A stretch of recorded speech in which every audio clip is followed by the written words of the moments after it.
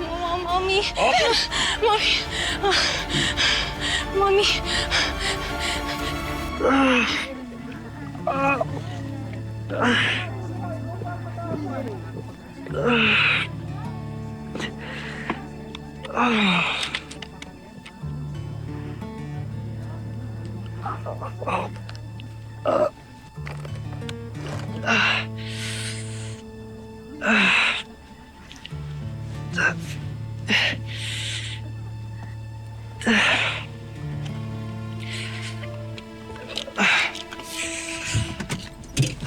Hoy!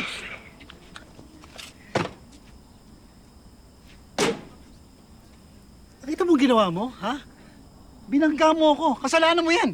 Sir, kayo po nag-hard stop. Dahil sa'yo napahamak din ako. Pati yung i-deliver kong bulaklak, sira na oh.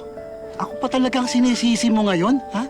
Ikaw na may kasalanan? Sir, kayo po ang nag-hard stop. So, total, Kung hindi ka kasi tatanga-tanga at maayos kang driver, edi sana hindi mo ako nabangga. Sir, kalma lang po. Kalma, ginaganyan mo ako. Dito. Pag hindi ka umayos, subukan mo pang tulak ako ulit, ha? Nang sumabog yung utak mo rito.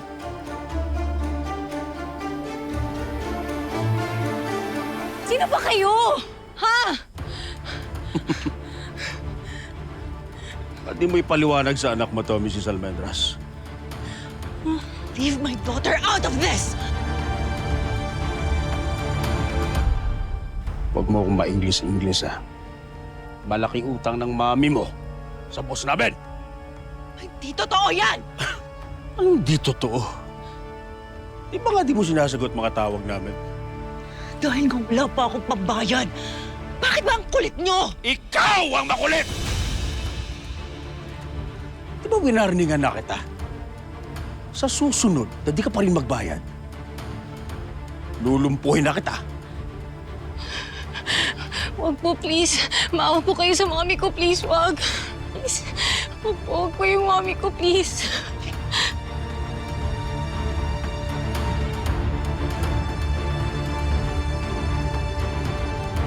Ano? Doon may yabang ka? O sige, yabangan mo ako ngayon. Yabangan mo ako. Sir, hindi po ako lalaban. Hindi po ako lalaban. Itarantado ka eh! Hindi ka na nga maayos na driver. Ha? Ikaw pa galit? O sige, lumabang ka! Hindi po, sir. Nagpapaliwanag lang naman po ako. Dito ka magpaliwanag. Ha? Lisensyado to. Pwede kitang itumba ngayon din. Ano?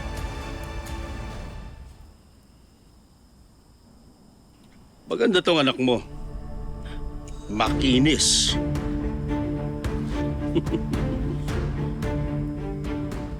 Wag ang anak ko! Magbabayad ako! Magbabayad ako! Huwag niyo lang idamay si Belle! Magkakamatay tayo kapag dinamay mo ang anak ko! Please! Huwag niyo itadamay si Belle dito! Huwag niyo siyang pag-interesan! Wala siyang kinalaman dito! Hindi talaga ako magdadalawang isip na patayin kayo kapag dinamay niyo siya!